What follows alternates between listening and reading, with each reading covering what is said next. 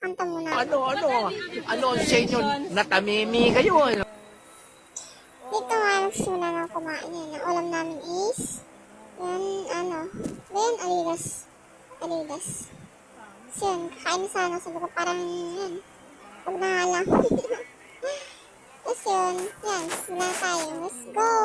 Kain!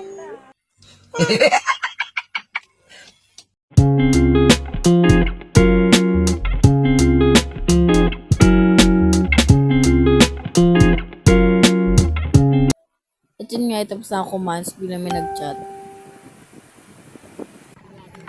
It was at this moment that he knew he fucked up. Yan. Wait mo lang.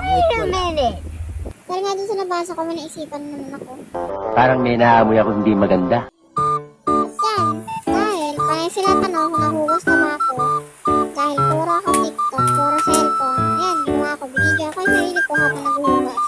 O, yan, masaya na kayo. Masaya na kayo, naghuhugas na ako, babe. Nakita nyo na. Yan, naghuhugas na ako, babe.